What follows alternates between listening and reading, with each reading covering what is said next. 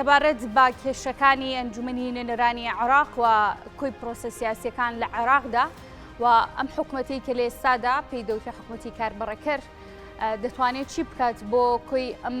گرژی و قەیرانانەی کە لە عێراقدا هەیە. کۆبوونەوەی ئەنجومەنی نوێنەران کەی دەست پێ دەکات کە لە ئێستا داواژۆی بۆ کۆکراوەتەوە لەلایەن بەشێری لاندامانی ئەنجومەنی نوێنەرانەوە دەشێت شوێنی کۆبوونەوەکە کوێ بێت. لەسەر کۆیەم بابەتانە میوانێکم دەبێت گفتوگوی زیاتری لەگەڵدا دەکەم بەڕێز دکتۆر جەمال کۆچەر کە بەڕێزیان ئەندامی ئەنجومەنی نوێنەرانی عێراقن. ڕاستەوخۆ بەڕێگەی سکایپ میوانی ئێمە دەبێت. دکتۆر زۆر سپاس مامادەبوونت. جناب بد لە بەخدایت ڕەنگە لە هەر کەسێکی دیکە کەسانی ئاسایی زیاتر ئاگداری بارودۆخە سیاسی و قەیرانە سیاسەکەی عێراق من لە عێراقدا چی دەگوزارێت و ئەنجومەنی نوێنەران دەشێت چی بکات بۆ ئەم قەیرانی لە عێراقدا هەیە؟ زۆر سپاس سڵاوت خودلتەوە هەمی بینەر و بیسەرێت کورسات بن بابەتێ عێراقی و کە پەرلەمان شێت چ بکەتن بڕاستی پەرلەمان نۆکەی پەک کەفتی و نەشیایە چ بکەتن حتا نوکە ئەگەر پێنگاوە داهاتیشنیکا پاوێژیتن ئاریشە هەرە مەزن ئەوەیە کۆ ڕێڤەبەریە پەرلەمانی وێگافکێ یا دەستێ کورد و سنەیدا و هەردوو نەتەرەفند وێ ململانە بەغدا هەی و هەردوو ژی نەشێن چه هەلویستا وەربگرن چونکو احتیمالە ئەڤە ڕێژاوێ گەلێکیا قورس بیتن ئەگەر نوکان بژین دانیشتنا پەرلەمانی کەین چەندین پرسیارێت هەین وێتن بەرسڤێ بۆ درستکەین ئەرێ دێ سەدری چکەتن ئەگەر وەختێکیدا دانیشتن هاتەکردن و ئەو یل پەرلەمانی و غێر جه هاتەکردن یا دوێ دلکیرێکین دل داخلی بەغدا کەین دل پارێزگاهەکە دیا عێراقش 15 پارێزگاه کەین دەینە هەرێمێ ئەگەر مەینە هەرێمێ دەینە هەولێرێ دەبینە سلێمانیە یعنی ئەوە هەمی پرسیارم وێتن بەرسڤ بێنەدان پەرلەمانی حەتەن و کە یاخۆ بێدەنگ کردی چ پێنگاف نەوەرگرتینەش بەر دوو هۆکارێت سەرەکیە یەکێمە گوتی سەرۆکاتیە vێگافکێ سەرۆکاتیە پەرلەمانی بڕێوەت بە چ شیعەتێ دانینن سنەیە بەڕێز حەلبوسی کوردە بەڕێز دکتۆر شاخەوان ئەوە خاڵە ئەیکەیە خاڵە دوێ ئەوەیە ڕەتفعلە سەدریە ئەگەر دانیشتن بێتەکردن بێگومان ئەف پەکخستنە پەرلەمانی تقريبا يعني دولة همية بك خستي راستا يا بريفا تشيتن وك روجانا بس وقتها بجانبيتن وقتها ياساي داراي نبن وقتها ياساي دي نبن وقتها كيشت هولاتيت نبا يا هولا برلماني بحث بكيو وقت كو برلمان نشتن بخارقوية الرقابي رابطن البرام الحكومة نشتن وزير أفريقيا وزير ودامودازجاه حكومة همية يد بمنت بوين زانن چه پرلمانینن چه کسنینه گا بانکتن گازنداج بکتن چاودریا وان بکتن اوه ولی کری کو ام شیم بجین دولت نو که یا کاربرکره هیچ بودجه کا استثماری تدانینه لواج مجولا بازار گلکا کیما يعني استيراد او جلكت زياده بوين چونكو چ بروجيت نينين انه دعم بوا بروجيت هيجينينا الجل هندجي جندلي جلك زياده ترى هاتي دبيتن زورينا جندلا حسكن كاودان توصابن دا بردوام فايده جبك باش لا نيوترين لدواني دا كدويني كونفرانسيكي تايبت هبو لا بغدا سەرۆکی ئەنجومەنی نوێنەرانی عێراق محەممەد حەلبوسی باسی لەوە کرد ئەگەر ئەم قەیرانی لە عێراقدا دەگوزارێت بەردەوام بێت ناتوانرێت تا کۆتایی ئەم ساڵ بوجا دابین بکرێت یعنی چاوەڕێ دەکرێت کێشەکانی عێراق چارەسەر بە یا قەیرانەکان هێندێ دیکە قورس دەبێت و لایەنی ئابووری و دارایی عێراقیش دەگرێتەوە. اخفتنا برز سروك برلماني اخفتنا كجي خدا كو اگر حكومت بكنيتن حكومه معناه برلمان نشتن چ پروژه بودجه پسند کتن چونکو دستوری دا یا دیارکریه تا کلایان چتن بودجه فری کتن بو برلمانی بس حكومته كاربري كرجي بريارة محكمة دادجاه فيدرالي نشيتن هيك ياساكي يا فريكتن لوان وكا امدد ببوجبين بس معنا وياونينكو دولة بريفانا تشيتن يان موشي فرمان برادي كفيتات مطر سيدا هرچند نابيتنا فني بس بحسي موشي فرمان برا بكين چونكو فرمان بر اگر دبی سحکه جمارا وان بیتن 4 ملیون و نیف حتی نزدیکی 5 میلیون کسا فایده جد کن اگر دبی سحکه یا سرت خزان الدولت عراقی احتمال حتی 16 يعني خدان خزان 16 مليون خدان خزان ميتين 42 مليون مروف ميتين ام تنه بس بحسي 5 مليون اب تنه بكين افي دي خرا بشگوه باوجين افا شاشيكا گلك امازنه لوا يا فرع حكومت چيب بيتنو و برلمان كاراب بيتنو دا اف زورينا ديا هر مازن اويجي يعني دهاتك بو بچيتن اگر تو زحكي اخر آمار در كفتين رجايا هجارية يعني هندا دي جهيتا يعني طبعا يا سيهويكش صديب بوري أبا داتايت عراقي داتايت يدية دركيت مطرسيدارن في بوارده باش دكتور امي لعراق دا گزارت لا بيجي عراق دا يكم جارة رنگ روي دابت امي ك خۆپیشاندەران ئەنجومەینی بینای ئەنجومەنی نێنەرانیان گرتووە لە ڕووی دەستورەوە دەستوریە دەستور و قانون چی لەسەرم بابەتە دەڵێت چونە نێو دام و دەستگا حکمی و کارگێڕیەکانی عێراق ئەمە دستور و یاسات بێژن خۆ پێشاندان مافێکی سروشتیە و مافێکی هەر کۆمەکێ یان هاوڵاتیەکیە دەربڕینێش نەڕازی بوو ناخۆ بکەتن سەر هەر تشتێکی کۆزارار من بوویژێ وەک ئەڤە شێوەیەکی گشتی بەستوبێ دام و دەستگەهێت حکوومەتێ پەک بخی بڕاستی چ یاسایە ئەڤە بەحەس نەکریە کۆ ماف نەدا کەسێ دام و دەستگەها پەک بخیتن چونکۆ ئەگەر تەخەک هەبیتن یا زەرارمەند بیتن چەندین تەخێ دیێت هەین چاوەڕێی ئەوان دام و دەستگەهانە و خزمەتەوان بکەن لەوە پەرلەمان نە مافێ کەسەیە ئان ملکێ کەسەیە کوان بێژین ملکێ فلان لایەنە لەوە حەقێ هەی پەک بخیتن یان کارا بکەتن یان نیف کارا بکەتن پەرلەمان بتایبەتی پەرلەمان دەنگێ و ڕەنگڤەدانە دەنگ دەرێت یە دەولەتێ خڕێ ئەی بۆچی ئەنجومەنی نێنەران لەسەر ئەم بابەتە دەنگی نییە بۆ چوونی نییە بەوەی کە داوا لە کوتلەی سەدرەکان بکەن ئەندامەکانیان لیان گران و خۆپیشاندەران لە نێو ئەنجومەنی نێنەران بکشێنەوە یاخود دەشێ لە ڕێی پەرلەمانەوە چی بکرێت بۆ خۆپیشاندەران بۆ لایەنی معارەز کە لە ئێستادا هەیە و مقتەدا سەدرە پەرلەمان چی پێ دەکرێت لەم دۆخەیە پەرلەمان نوکایەت یعنیەت وەختێکی گەلێکی هەستیار ڕادبۆریتن یل بەرامبەر بڕیارێکێ ئەم نزانین ئەو دەرەنجامێ بڕیارێ دەچی بیتن ئەو ژیاوەکۆ دانیشتنێت خۆ دەست پێ بکەتن نوکە هەندێک واژۆیت هاتینە کۆمکردن بەس حتا نوکە حتا ئەوێت واژۆ کۆمکردین بڕیار نەدایە کۆ دابنیشن چونکۆ وەکیمە گوتی چەندین پرسیارێت هەین وێتن بەرسەوێ وێگافکێ بۆ حازرکەین ئەگەر تو حازر نەکەی دبیتن يعني برسفدانا في بينغافي يعني دجوار بيتن سر عراقي خري يا ايكي في صدري دي تشكن اگر دانشتن هاتا كرن الجهه جدي وبرلمان باك خستي دي تشكن رد فعل وان دي تشبيتن حتى انه كما برسفنينا يا دوي وكيما قلت دي الكيرين خاري بحسي بين جهات كان بغداد بديل كو شينا برلماني بس ديتنا من نتشتكي عمليه چونکو هر عرضێکی صدری بزانن دب دانشتنا پەرلەمانی لێ تێکردن بێتە ئەعلان کردن و ئەکی دێتە ئەعلان کردن بدیتنا من دێ چنە وێرێ و دلوێرێ حکوومەت یان ئەو لایەنە سیاسی دەبێن دانیشتنێ بکەن یان دێ بەرسنگێ وانگرن یان ژێ دانیشتن نایەتەکردن وەکی چاوەگەفکێل پەرلەمانی نایەنەکردن ئەوە هەندێک پرسیارم vێتن هەم بەرسوێ کەواتە کە ناتوانرێت شوێن و کاتی کۆبوونەوەی ئەنجومەنی نێنەران دیاری بکرێت لە دەرەوەی بینای پەرلەمانە دەشێت چۆنم کۆبوونەوەی ئەنجام بدرێت لە کاتێکا جنابی شەباس لێو کرد لێسادا واژۆ کۆکراوەتەوە لەلایەن ئەندام بەشێک لە ئەندامانی ئەنجومەنی نێنەران بۆ کۆبوونەوە لە دەرەوەی حرەمی پەرلەماندا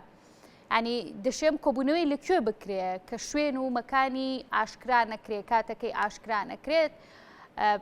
ڕێکاری گونجاو و یاسایی بۆم کۆبوونەوەی چۆن دەبێت میکانیزمەکەی حتى انه كبريار نهات يدام بيتا كرين تني واجويت هاتينا كوم كرين وبديتنا من ابد واجو كوم كرين هندك اندام برلمانن بس بريارك سياسيه نيا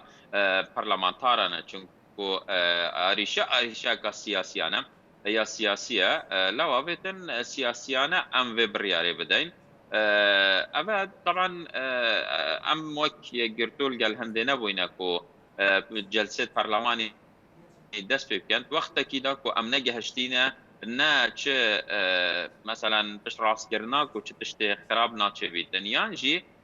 اوکیک مەوەرگر بیتن نۆرمال بیتن جهەکێدی سەدرێ دێڕازی بنیانە حتا نوکان وێ نوزانین ولگەل هەندێژی ئەمل گەل هەندێک و هەندی دەرگەهێ گفتوگوی بێتەڤەکردن gelek baştire şwê ku pêkdadan çêbî çunku pêkdadan el dewleta Iraqê ne wekî pêkdadaneka normal e hemî lanên siyasî xudan çekin çendîn milîşiyatê heyn dewlet yani neşit kontrol ketin û em ji bîr nekin ku destêderekî jî hey lanê siyê hes ketin ev şerra çêb bîtin û agir berbibîte nîva Iraqê lewa em dibêjin hindî danîş dergehê giftugûyê em vekeyn kilîlkê wan zêdekeyn ihtimala xêr û xizmet pitir wê dabîtin danîştineka lanên siyasî gel her sê serokatiya hate kirin yan her çar serokatiya geriyem em faiq zêdanî jî bidanîn elgel dîtin em elwêrê jî biryar hat bodan ku ev nebîte danîştina AK tinê ya dîmahîkê ya AK bîtin û ya duwê û siyê û çarê jî dîv dabêtin heta nûke danîştina duwê nehatiya danam dîtina min ya fere danîştina duwê bibît ya siyê bibît çêdibîtin el ya çarê ya pêncê em bişên lanê sadrî razî keyn û bînet nav guftugûyê de باشە لێسادا لانی سەدری وەزیرەکەی سەدر باسی لەوە کردووە کە ئەوان چەند مەرجێکیان هەیە بۆ گفتوگۆکردن بۆ دانوستاندن ئەم مەرجانەی کە کوتلەی سەدری و وەزیرەکەی سەدر ڕایگەیاندووە مەرجەکانی مەرجی گونجاوە بۆ گفتوگۆکردن یا تەنها وەکو لەمپەرێک بۆ دانەنیشتن و گفتوگۆ نەکردن دیسانەوە ئەم مەرجانیان داناوەتەوە ئێوە چۆن هەڵسانگاندن بۆ مەرجەکانیانەکەن دیتنا من هندك مرجت نت واقعينة تبي بيجي هندي سياسية كي بجدار بويت سلطة داش 2003 وحتى وقف كي خرع لابدي خو هر اف تخيكو يعني حكمرانية كري تدي حكمرانية كانيش صفريش كيف داس بيكي ايفا يا ايكي دوي كيف ايفا منطقة تبيجي هر افيج 2003 حتى بروكي همي جندلن همي تفاشل بوينات بريفا برنا دولتي دا فانا منطقة ما عندك بيفرت هين بو سركفتنو وفشل ما يتهين بو جندلية وباقجية افا عندك بيفرت هينو واضحنو مرو في جندلي كري ديارة ويا جندلي كري ديارة لا بديتنا من افا بو هندي يكو وكي ايكي نفيتن حوار بيتكرن ديفان مرجع دانيتن باش پرسی 200 میلیارد دینارەکەش لە کاتی هەر کێشێک کە ڕۆبەڕۆی عێراق دەبێتەوە دێتە پێشێ دکتۆر چاوەڕێ دەکرێت کە کێشە بۆ 200 میلیارد دینارەکەی هەرێم دروست بێتەوە دووبارە لە عێراقدا بۆ ئەم قەیرانە سیاسیانەوە برينوكا طانك دابو المحكمة فيدرالي السربي بابتي وهذا رد كرن نوكا كاديا طانك كاديا دايكو بحكمه هندي بشتي ايك سالاكاني دست بيت كتنو او باري هاتيا دان بو هرمل 2021 دست بيكر بولا واش ايك خدان طاند بيجيتن نابيتن ابدتا هرمه امش بيرنا كاين افي دو لاند بو هاي لان ايكي افي يكو او طانا الفيبا باتي هاتيا دان بري ايك بويا بلكو بشتي هنجي بويا يعني بري هيفك كمتر دادگاه فدرالي بريار اخوال سربي بابتي داي معناه احتمال هر زور افيكو همان بريار بيتدان كو افتانا نتانكا دستوريه ياسايه اگر هاتو گوچی طانكا دستوريه يعني ياسايه وافاره نية قانونية بو هرم بتفرق كرن چونكو اول سال 2021 دا بو وقف كي بتويا اندام برلمان عراق كرد يانجي حكومة هرمه او جي بچيتن شکایتك دادگاه فدرالی بکتن چونکو اف قارتی تدان بو موچه فرمان براتی تدان اگر هم سحکینه بودجه 2021 ما 682 فرمانبریت جدولی دهین بجنه جدول جیم أبيت هيزت دولة عراقي أبيت تميل واتي تكرن إيش مركزي يعني إيش بغداد أف بارا نايتن بو هرمي وكي نايتن ويتويردا هاي أم تشين شكايته بكين أجر أمي بارا حساب كين بيمترين موچە دەولەتە عێراقیدا 500,000 ئەگەر 682,000 682,021 کەسە زاربی پێ ژمارە بکەین 500,000 کێمی دەبینی 374 ملیارە هەیڤانە بێت بۆ هەرێمێ بن و ئەڤە هەمی بێگەپکێ ناین لەوە بديتنا من تصالح مدايا افشكايته بدكنا باش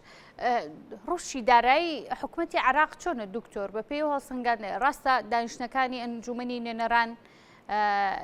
لە ئێستادا دەست بە کاربوون و کابینەی نوێ هێشتا بەپێی پێویست دانیشتەکانی ئەنجومەنی نوێنەران ئەنجام نەدراوە بەڵام بەپێی ئەو ڕەوشە ئەو بەدواداشونانی کە کرابێت تا ئێستا و ئێوە ئاگاداری بن ڕۆژی دارایی عێراق چۆن هەڵەسەنگێنن دارایی عێراق هەزمی ئەم هەموو قەیرانە سیاسی و کۆمەڵایەتی و ناهەموارە دەکات کە بوونی هەیە؟ بێگومان ئابۆرە عێراقێ ما ئەمشێن سێ تشتال سەربێژین یایەکێ ئابۆرێکێ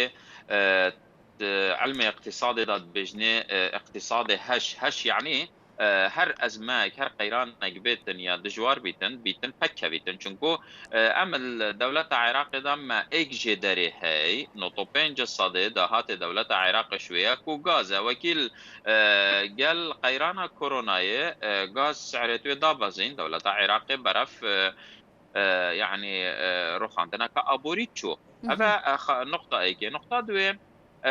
دولة عراق وجندليا وهجد صالد بوري ولكن زورينا بجاوي بو بجا تشغيلي تشيتن بو فرمانبرو و دامو دزگهت حكومت تشيتن لوا وكيل هرم جهات يقولون اگر غاز بچيتا $150 جي هر امدت قيران دابين عراق جي همان شيوه اما خالدوي خلاص انه كا نوکه برفرهیه که دولت عراقی چه بوی چونکو مال 2022 بودجه نبویه و گاز جی او بهای بودجه 2021 که سرحاتیه خملاندن $45 بویه لوا 45 وقف که بویه دقاطی 45 و احتیاطیه که زوری بلن بویه 8 میلیارد دلار بوری زير 135 طناية بوري والقل هندجي باريزيدا جي هي دانايا اگر حكومة شبيتنو بودجا بيتم دي تنامده بودجاكا قلكا يا بيز بيتم باش تخوا دكتور دواتر پرسیارێک لێ دەکەم لەسەر نوێترین وەڵامدانەوەی حکوومەتی هەرێمی کوردستان بۆ کۆمپانیای سۆمۆ سەبارەت بۆ کۆمپانیانی لە هەرێمی کوردستان کاری دەرهێنان و دەرهێنایی نەوە دەکەن بەڵام بەر لەوە دەمەوێت لەسەر پرسی ئەوەی کە ئەم حکوومەتی ئێستا لە عێراقدا هەیە حکوومەتێکی کار بەڕێکەرە حکوومەتی بەشێکی گشتی دەتوانێت قەیران کۆی پرۆسە سیاسیەکان کۆمەڵایەتیەکان ئاراستە بکە بڕیاری گونجاویان بۆ دەرکا ئەم حکوومەتی ئێستا دەتوانێت ئەم ڕەوشە سیاسی و قەیرانی سیاسی کە لە عێراقدا هەیە بیخاتەوە سەرڕێچکە ئاساییەکەی خۆی دەسەڵات و سەلاحیەتیا هەیە و دەشێت چی بکات ئەم حکوومەتە ام حكومته ناوی دیاره کاربرکره یعنی بتنه ده شیتن کاروبار دولت اوید روجانت حکومت به پریوه چیتن پریوه ببتن یعنی نشیتن یک دینار اجدر وی بجا تشغیلی صرف کتن چونکو هر دینار کل دولت عراق صرف بیتن یا پیتوی چارچوبه کی یاسایی هیا ما دو چارچوبه یاسایی هین بو هر پاره که تصرف کرن یعنی ده بجا بیتن وکی سالانه ما گوتی بودجه 2021 بونمونه یعنی چی ده یاسا کا دارایی بیتن وکی یاسا آسایش خوراکی ویتن چارچوبه کی یاسای هبیت لو حکومت بتنت شیتن يعني كاروبارت روجانه في دولته بريفا بتن نزيدتر افشلاي ابوري وشلاي سياسي و يعني جهه داخليه حكومت جي كريه بشكش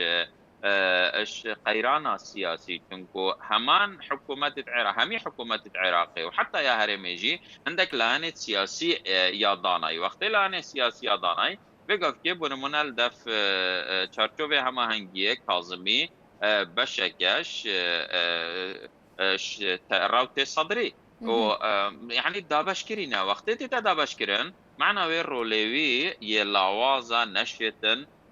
نا نافنگیریا کا دروز بکتن نا فرضا یاسایل سر همیا بکتن نا تشيتن هزي بكار بینیتم شوازه کی کو يعني زيدا قافيا براوستيني تبي همية ولا كري در انجام يام بيجين حكومات تقريبا يا نفشللا نشيتن شبكتن باش دکتۆر سەبارەت بەوەی حکوومەتی هەرێمی کوردستان وەڵامی کۆمپانیای سۆمەی داوەتەوە دەڵێت دووسراوەکانی سۆمە بۆ تێکدانی دیالۆگ و نیاسپاکی لە نێوان هەرێم و بەغدایە ئەم نیاسپاکیە تێک دەدات دەمەوێت لەسەر پرسی ئەو کۆمپانیانە کە لێسادا ئەمریکا و ئەنجومەنی پیران ڕاستپاردن یان کەسیان ڕاستپاردۆ بۆی بەدواداچوون بۆ ئەم کەیسە کۆمپانیا بیانیەکانی هەرێمی کوردستان بکرێت پێتان وایە ئەو بڕیاری دادگای باڵای فیدراڵی سەبارەت بە کۆمپانیەکانی هەرێمی کوردستان بچێتە سەر یاخود لە ڕێگەی ئەنجومەنی پیران لە ڕێگەی ئەمریکاوە ئەم کێشەی نێوان هەرێم و بەغدا چارەسەر دەبێت جي داخية يعني أفكرت غازل دولة عراقية الشروجائي كي وحطانو كا نا كرتك زلالك وتشي بيجي ياسايا هاي يعني دزجها كي هاي كو دربرينش في كرتيت كتم درستي دولة عراقية حطانو كا ياسايا غازو غازينينات وقت كيدا ايكش كفنترين دولتانا كو غاز لدر كفتي و اوه بخود دلیل کو افکرتا نابیتن ی زلال بیتن الدولت عراقی اگر نه چوا حتانو که یاسانی نه بخالائي که ال 2003 وكي حكومتا بعث روخا يو حكومتا كان نيدس بكري ال 2005 هنگي يلقى حكومتا عراقي اخفتين اكشوان خديل خوش بيتن برز مام جلال الجل مالكي اخفو وفيديوهية هيا سجلكي تماركري الجلك جهة بلاوية كو تداد بيش تم مالكي هكرهين حتى 2008 ياسايا غازو غازي تشريع نكن ويقف كي ام دي غازا خو فروشين دي في ياسايا خو و برز مالكي اف بابتا باش بويا موافقه كري وحتى هنجي ياسا نهاتيا وحتى بقف كي ياسا نهاتيا دانان لوا وقت اف بابتا چويا دادگاه فدرالي براستي بسقطيه چويا ويري چونكو دادگاه فدرالي بريارا كوتايا داي كو كاف بابتا يه دستوريه اني دستوريه ويقوتي نابتن هرم غازي فروشيتن باشا ام بريارا كوتايا دتوانريت نێوەندگیری بۆ تێدا بکرێ بس اوه خالد تمام كم دي ديار بيتن كافتن چبيتا كرن او اف كرتي غازي الهرم جيوية دريجة دادگاه فدرالي بريارا كوتايا داري اگوتي نابيتن بریوی نابیتن تا کارکی های چندین سالای هاتیه کرن اوی کاری چوی چه بوی گریبست تدا هین گلک تشت تدا هی لوا ویابا دادگاه فدرالی القلب ريارا خو وقت گوتی نیا یاسا فروتنا غازا هرمه بس ویابا گوتبا ویتن لجناك چه بیتن هر دو دزگهت بر پرسج و وزارت نفط عراق الگل یا سامان سروشتیا هرمه پیگ و برین نخاره بین اجدس پیکا و آریشه آنوی کردی بینن و گفتگویا بکن که چند تیچویا افگیری بسته چوا هاتینا واجو كرن دي تشد ديفدايتن حكومة هرم دي تحملات شكات حكومة بغداد دي تحملات شكات او تشوي الغازا بغداد افروكا بريكا جولات التراخيص وموازنة سيادي مليار دولار لتنا صرف كرن 2021 كده 21 مليار دولار بو كرت غازا عراقي هاتينا دانان 1 دولار بو كرت غازا هرم هاتي دانان افروكا وقت كرت غازا هرم گشتيا استكي کو پریوت چیتنو تنه راست بجن ورن کلگه نفته را دستی بغدا که پراستی اوه انصاف تدانی نه هر چنده که ما چندین گلو گازنده یش کرته گازه هرمه هینو چندین جورت گندلیه و دست بسر کرنا بیرا و او دیاته ده هی بس هەمان وەختیدا ئینساف لەگەڵ هەرێمێ نەهاتیەکردن وی بابەتیدا. باشە ئەنجومنی پیران و ئەمریکا دەتوان ئەم نێوەندگیریە لە نێوان دادگای فیدراڵی و هەرێمی کوردستاندا بکەن یان بڕیارەکانی دادگا هەر دیسانە و جێگەی تانە لێدانین و وەکو خۆیان جێبەجێ دەکرێن. جارێ وەک بڕیار یا جێگای تانێنینە بەس یا هەی سێ تشت بێنەکردن دیتنا من ئەو بڕیار دێ پەککەویتن یایکێ دادگەها فیدرالی خۆ ئەوێ توێ بێنە گوهۆڕین ئەندامێ توێ بێنە گوهۆڕین و بڕیارەکە دی بێتەدان یا دوێ ئەوەیە کۆ یاسایە گازۆغازە بێتە تەشریعکردن و توێرێدا مافێت هەرێمێ و یەت بەخدا بێنە دیارکردن یاسیە ئەوەیە کۆ ئەف کەیسات یعنی ئەڤێگافکێ شەریکات بچن ئانژی حکوومەتە هەرێمێ بناوێ خۆ بناوێ شەریکاتە ئەوژی بچیتن شەکوایەکێل پێشکەشکەتن و تێدا ئەف خاڵێت مەگوتین کو